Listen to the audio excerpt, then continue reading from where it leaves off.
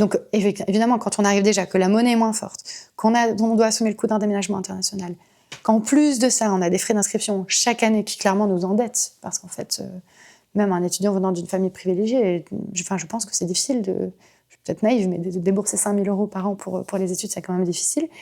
En plus de tous les frais inhérents. Venant d'un pays avec un pouvoir d'achat moins élevé. Ça doit être gigantesque, 5 000 C'est €. gigantesque. Et en plus de ça, puisqu'on rajoute des couches, quand on arrive d'un pays non européen, on doit faire une demande de visa étudiant.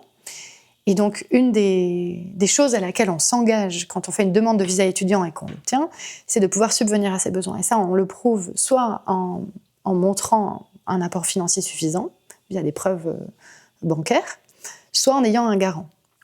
Et donc, bref, on s'engage à avoir des ressources suffisantes. Ça veut dire qu'on ne peut pas demander d'aide sociale, ou en tout cas celle de la Fédération Wallonie-Bruxelles, qui sont les bourses d'études classiques, parce que ça contreviendrait à l'engagement qu'on a pris de pouvoir subvenir à ses besoins, et ça nous expose à la perte du visa.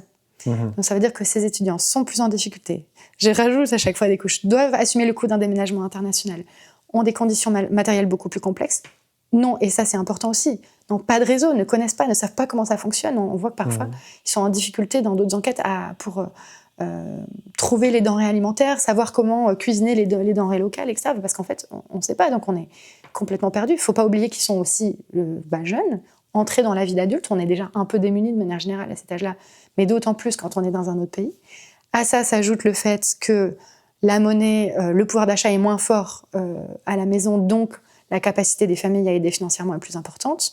À ça s'ajoute le fait que les frais d'inscription sont souvent plus élevés, beaucoup plus élevés, jusqu'à 5 000 € par an. Et à ça s'ajoute le fait que demander des aides sociales nous expose à la perte du visa.